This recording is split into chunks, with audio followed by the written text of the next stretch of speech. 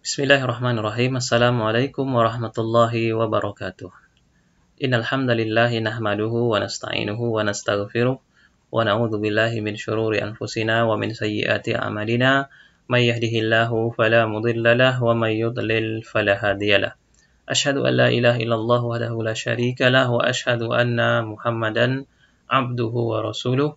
Allahumma salli wa sallim ala nabiyyina Muhammad wa ala alihi wa ashabihi wa man tabi'ahum bi ihsan ila yaumiddin, amma ba'du. Ikhwatal iman, a'azzani Allah wa yakum jami'an, kaum muslimin. Mudah-mudahan Allah Subhanahu wa taala senantiasa merahmati dan memberikan hidayah kepada kita. Insyaallah pada video kali ini kita akan melanjutkan murajaah kita, mengkaji ulang kita di dalam kitab yang sama, kitab Kasyaful Qina an Mukhtasar Abi Suja, ya.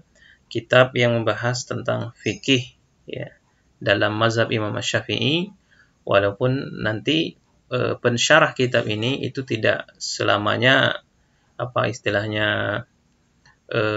berpendapat dengan pendapat dari Imam Abi Suja ini tadi. Di beberapa keadaan beliau juga memberikan kritikan-kritikan, ya, memberikan pandangan-pandangan yang menurut beliau pandangan itu yang lebih kuat, ya, daripada apa yang dituliskan oleh Imam Abi Suja ini tadi. Dan pada pertemuan kali ini kita masuk ke dalam faslun fi nawaqidil wudu, ya, pasal tentang pembatal wudu. Beliau mengatakan, ya, qala al-muallif rahimahullah, yaitu Imam Abi Suja mengatakan di dalam matan Abi Sujanya, walladzi yanqudu ay yubtilul wudu sittah asya. Yang membatalkan wudu itu ada 6 perkara. Ahaduha, yang pertama, ma kharaja min ahadis sabilaini. Apa yang keluar dari 2 jalan atau dari salah satu dari kedua jalan tersebut. Baik itu qubul ataupun dubur. Wathani, yang kedua adalah an-naum ala ghairi hayatil mutamakkin. Ya, tidur dalam posisi yang tidak mutamakin, yang tidak kokoh. Nah, jadi kalau tidurnya itu tidur yang mutamakin, tidur mutamakin itu adalah tidur yang dalam posisi duduk, betul-betul duduk, dan antara, ya, pantatnya, ya, dengan lantai itu menempel dengan baik, begitu. Dia tidak ada jarak antara keduanya.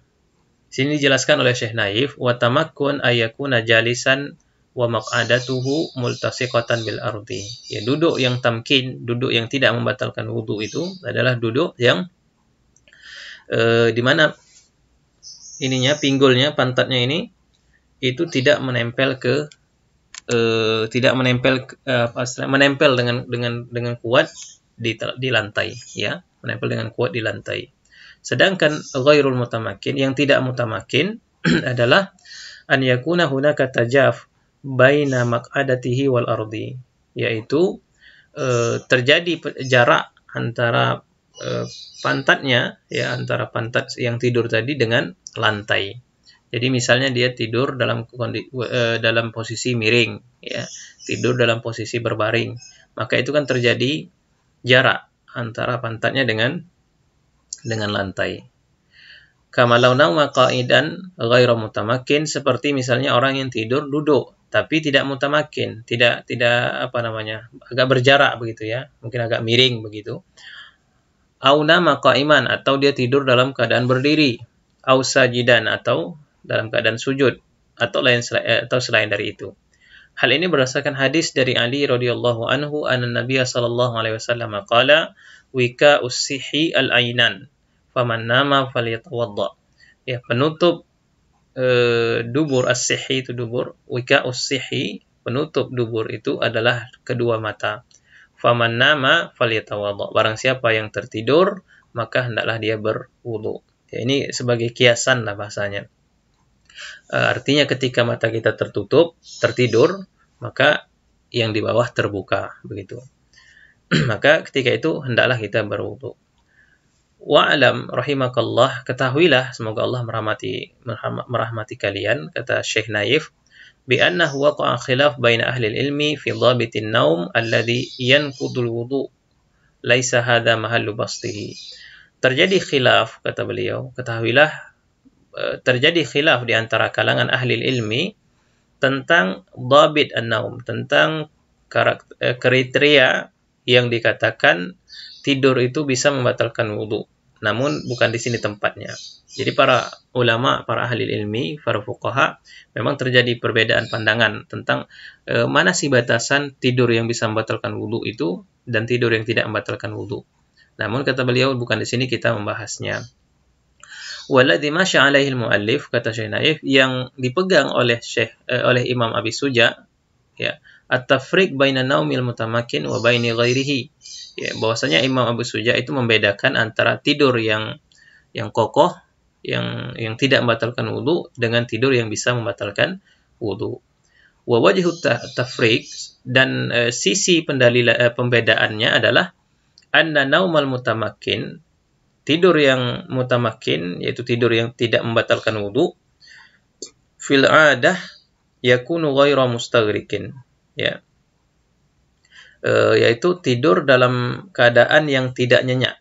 Ya, jadi kalau posisi kita itu posisi dianggap mutamakin, dianggap tidak membatalkan wudu, adalah apabila tidurnya itu tidak nyenyak. Id law istasqala la saqata au ittaja'a. Di mana kalau dia tidurnya itu tidak terlalu nyenyak, baru mulai tertidur misalnya begitu, tiba-tiba terbangun, ya, tiba-tiba terjatuh misalnya begitu. Nah, maka ini dikatakan tidur yang mutamakin. Tidur seperti ini tidak membatalkan wudu. Amma ghairul mutamakin, sedangkan tidur yang bisa membatalkan wudu tadi, yang disebut dengan ghairu mutamakin, fanaumuhu yakunu mustaghriqan. Ini tidurnya itu tidur yang nyenyak. Ya, tidur yang nyenyak.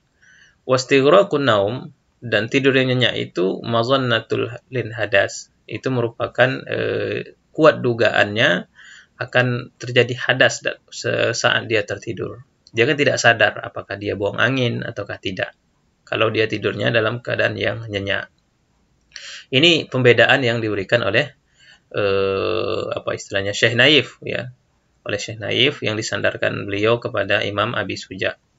Jadi itu saja pembedanya. Kalau tidurnya nyenyak sekali, maka itu membatalkan wudu sampai dia tidak sadar, ya. Tapi kalau tidurnya terlayang-layang, misalnya biasa orang duduk, misalnya itu kan, mendengarkan khutbah Jumat, ya, dia dalam keadaan duduk, tiba-tiba tertidur, misalnya begitu. Tapi tidurnya enggak nyenyak, maka ini tidak membatalkan wudu, insyaallah. Wathalis, sedangkan yang ketiga, zawalul akli bisukrin au maradin, ya, hilang akal karena mabuk atau karena sakit, au jununin atau karena gila, au igma'in atau karena pingsan.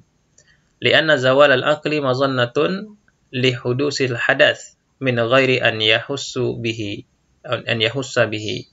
Karena apa? Karena kehilangan akal itu merupakan tempat yang diduga bisa menyebabkan terjadinya hadas dan dia tidak mengetahui.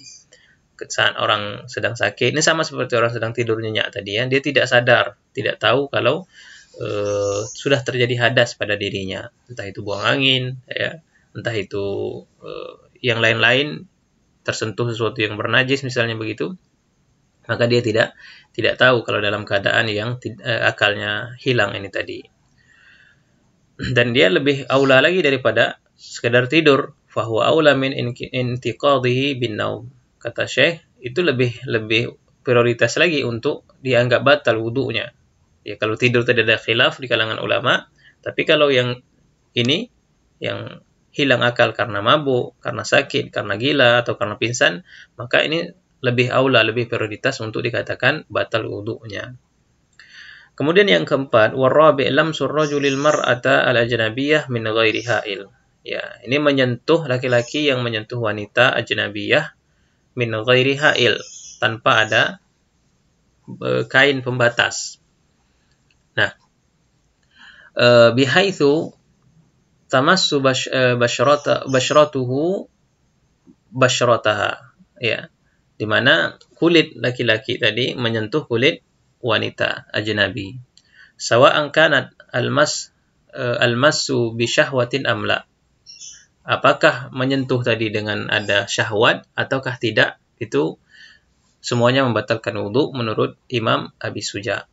Ini berdasarkan firman Allah Subhanahu wa taala, aw lamastumun nisa, ya, aw lamastumun nisa. Ini di dalam surah Al-Maidah ayat 6 Allah berkata, ya ayyuhalladzina amanu kuntum ilas salah faghsilu wujuhakum wa aydiyakum wamsahu biru'usikum wa arjulakum ilal marafiq. Ya, sampai kemudian qauluhu ta'ala, sampai ke firman Allah Subhanahu wa taala,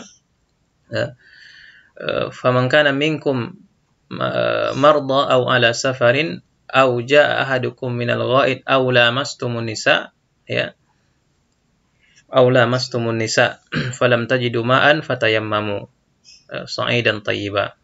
Jadi di dalam ayat ini Allah Subhanahu wa taala mengatakan apabila salah seorang dari kalian dalam keadaan sakit, ya, atau dalam keadaan bersafar, ya, atau datang dari tempat buang hajat, ya, atau lamastumun nisa. Nah, di sini terjadi khilaf pendapat. Lamastumun nisa, menyentuh wanita.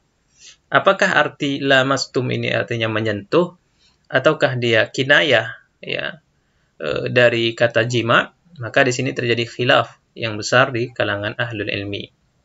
Namun Imam Abi Suja, ya, yang bermazhab Imam Syafi'i, menganggap atau memilih pendapat maksud dari lamastumun nisa artinya menyentuh, ya, menyentuh saja, ya, karena memang arti lamastum itu makna bahasanya ya bisa jadi menyentuh begitu. Jadi katanya jelas ayatnya mengatakan lamastumun nisa, menyentuh wanita.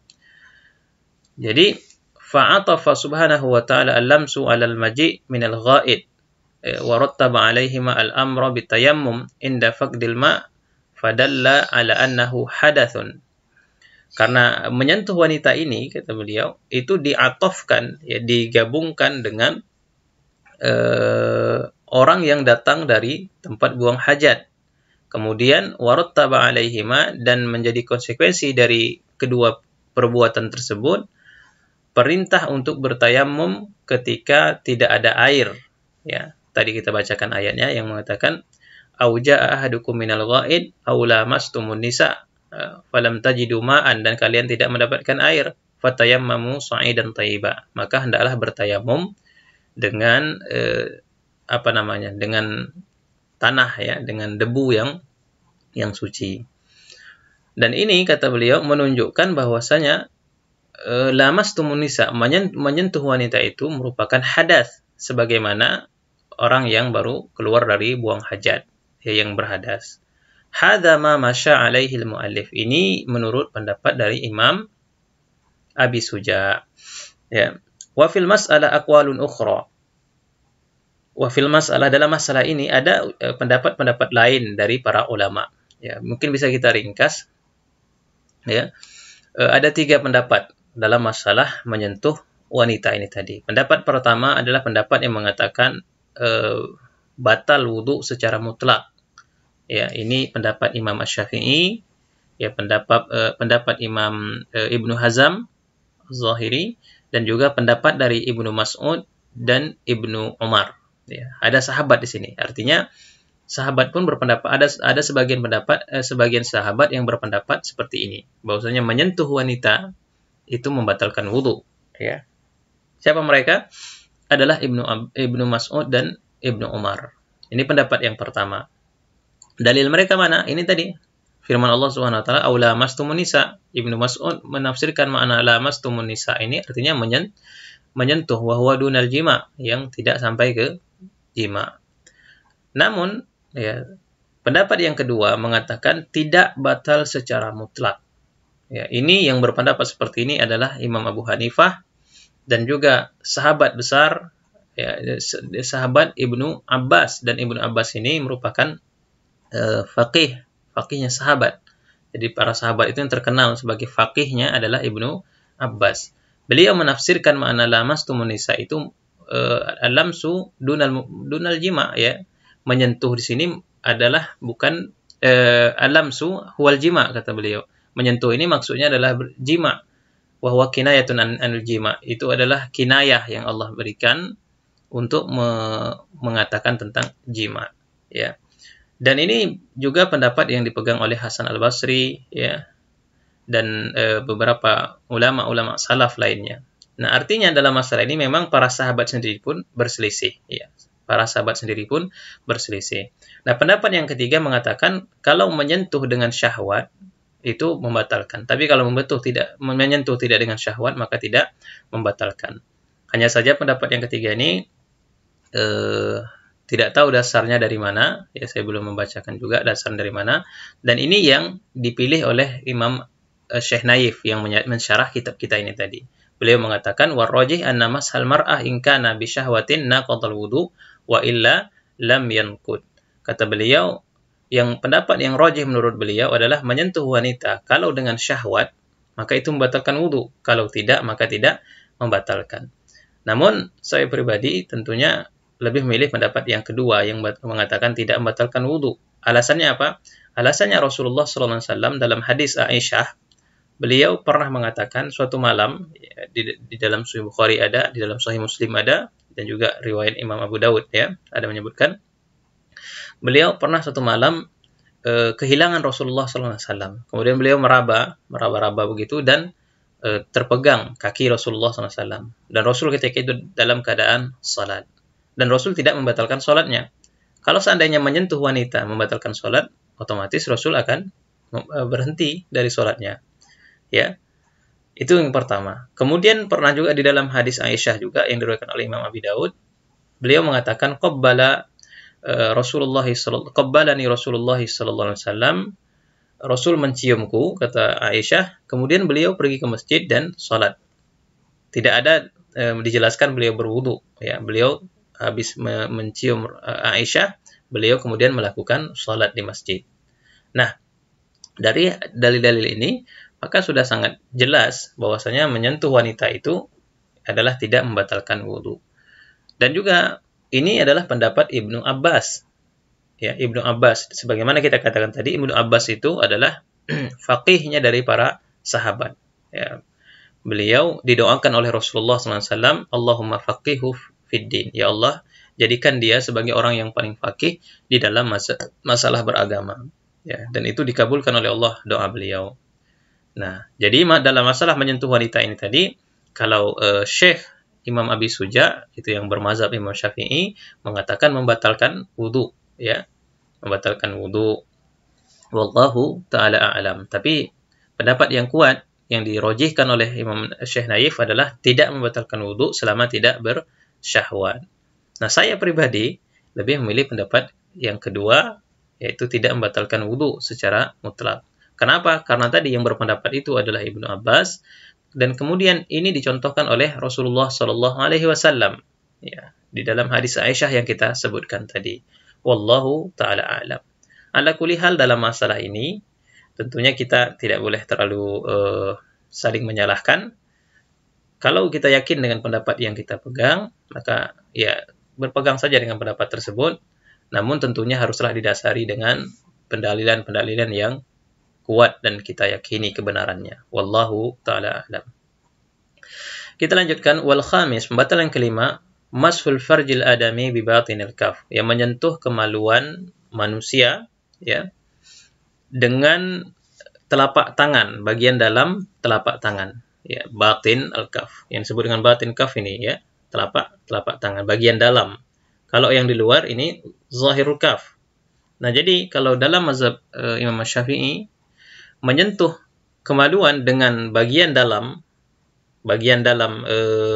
telapak tangan itu membatalkan wudu, ya, sawa'an farji nafsihi au ghairihi, sama saja apakah kemaluan dia sendiri atau orang lain, ya, baik laki-laki maupun perempuan, baik besar maupun kecil, baik hidup maupun yang mati. Ini berdasarkan hadis dari Rasulullah SAW, idza afdha ahadukum biyadihi ila farjihi falyatawadda. Apabila salah seorang dari kalian menyentuh dengan kedua tangannya bagian kemaluannya, maka hendaklah berwudu, ya. Ini hadis diriwayatkan oleh Imam Nasa'i, was-sahahu Albani isnadahu. Wa idza intaqada bimashihi farjahu famin babi aula an yantaqid bimashihi farja ghairihi. Ini dituliskan oleh Syekh Naif, kalau menyentuh kemaluannya sendiri membatalkan wudu, maka sudah otomatis menyentuh kemaluan orang lain, lebih lagi membatalkan wudu, kata Syekh Naif Al-Kifari.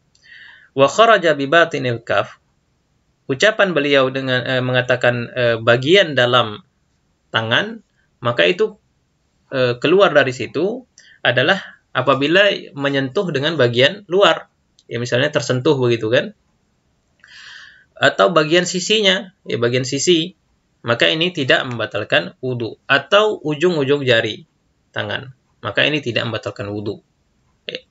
Fala yanqudu massa al-farji bighairil batin, maka tidaklah membatalkan wudu kalau tersentuh kemaluan tadi dengan bagian belakang tangan atau bagian sampingnya atau ujung-ujung jari. Kenapa? Li'annahu ja'a fil hadis idza afdha, karena di dalam hadis itu disebutkan idza afdha. Wal ifdha bil yad, sedangkan makna afdha itu tadi di dalam bahasa Arab artinya al-mashu bi batinil kaf. Ya, menyentuh dengan bagian dalam telapak tangan. Hadza ma masya'alil mu'allif, ini yang dipilih pendapatnya oleh al-mu'allif, oleh Imam Abi Suja. Wa kharaja biqaulihi biqaulil mu'allif al-adami, kemudian ucapan beliau kemaluan manusia, ya. Maka kalau selain dari manusia seperti hewan, maka itu tidak membatalkan wudu. Ya, tidak membatalkan wudu, dan itu juga disebutkan oleh Imam Ibnu Taimiyah ijma, ya. Jadi yang membatalkan itu adalah kemaluan manusia saja, kalau hewan tidak batal. Wallahu taala alam. Kemudian yang terakhir, massu halaqati duburihi alal qaulil jadid li Syafi'i, menyentuh bagian lingkaran dubur, ya, lingkaran duburnya berdasarkan pendapat terbaru ya, berdasarkan qaulul jadid dari mazhab Imam Asy-Syafi'i. Kenapa? Li'annahu farjun asbahal qubul, karena dia dianggap seperti kemaluan juga, mirip seperti bagian kubul, ya. Ini kira-kira pembahasan tentang pembatal wudu. Kemudian kita ada catatan sedikit, wa man tayaqqana taharah wa syakka fi husuli naqidin min nawaqidil wudu fayabqa 'ala taharah. Barang siapa yang yakin, dia sudah yakin tadi dia berwudu, ya, wa syakka fi husuli naqidin min nawaqidil, kemudian dia ragu, ini banyak terjadi gitu kan. Kita sudah berwudu, kemudian karena asik cerita, asik kemana-mana, kita ragu tadi ada buang angin atau tidak, ya. Ya, ada sesuatu yang kita lakukan membatalkan wudu atau tidak. Yang paling jelas buang angin misalnya gitu kan. Ragu kita di situ. Maka apa? Fayabqa 'ala taharah. Maka dihukumi dia masih tetap dalam keadaan berwudu. Nah, li'annaha hiyal aslu. Karena itu yang asalnya, ya. Itu yang diyakini. Ini berdasarkan kaidah yang mengatakan wal yaqin la yazalu bisyak. Kaidah fikih mengatakan keyakinan itu tidak bisa dibatalkan, ya, tidak bisa dihilangkan dengan keraguan. Jadi kalau kita sudah yakin tadi kita berwudu, sudah jelas ini kita tadi berwudu, kemudian karena asik bercerita, asik berkegiatan, kita lupa, kita ragu, tadi sudah batal wudu kita atau belum, ya, dalam proses selama itu, maka hukum asalnya adalah kita tidak batal wudunya atau tetap dalam keadaan berwudu. Karena kaidah fikih mengatakan al-yaqin la yazalu bisyak. Ya, sesuatu yang kita yakini itu tidaklah bisa hilang dengan keraguan. Sebaliknya, kalau kita tadi belum wudu, kita yakin kita belum wudu, atau kita habis dari kamar mandi, setelah beberapa saat kita ragu, tadi kita udah wudu atau belum, ya. Nah, artinya kan yang yakinnya adalah kita dalam keadaan berhadas. Ragunya kita itu adalah berwudu atau belum. Maka tetap hukumnya kita masih dalam keadaan berhadas. Karena yakinnya tadi kita dalam keadaan berhadas, yang kita ragukan tadi apakah berwudu ataukah tidak, ya. Dan ini berdasarkan hadis dari Abi Hurairah radhiyallahu anhu, anna Nabiy sallallahu alaihi wasallam qaal, "Idza wajada ahadukum fi batnihi syai'an," apabila salah seorang dari kalian mendapatkan sesuatu, merasakan sesuatu di dalam perutnya, fa ashkala alaihi, kemudian dia merasa ragu, akharaja minhu syai'un am la, apakah keluar dari perutnya sesuatu atau tidak. Ini sering terjadi kan. Kadang-kadang kita merasa seakan-akan buang angin, tapi kita ragu ini buang angin ataukah tidak, ya kan? Fala yakhruj minal masjid, maka dalam kondisi seperti itu hendaklah dia tidak keluar dari masjid hatta yasma' sautan, sampai dia benar-benar mendengar suara, au yajidu rihan, atau dia mendapatkan aroma, ya misalnya dia buang angin. Kalau tidak dengar suara dan tidak tercium aromanya, cuman ragu ini tadi kentut apa enggak ya, buang angin apa enggak ya, maka asalnya dia tetap dalam keadaan yang suci. Wallahu ta'ala a'lam. Ikhwatal iman, azanallahu wa ikum jami'an. Demikian yang bisa kita sampaikan untuk murojaah kali ini. Mudah-mudahan bisa dipahami dan bisa kita amalkan di dalam kehidupan kita. Dan kita cukupkan murojaah kita pada hari ini dengan bacakan doa kafaratul majlis. Subhanakallahumma wa bihamdika asyhadu an la ilaha illa anta astaghfiruka wa atubu ilaik. Assalamualaikum warahmatullahi wabarakatuh.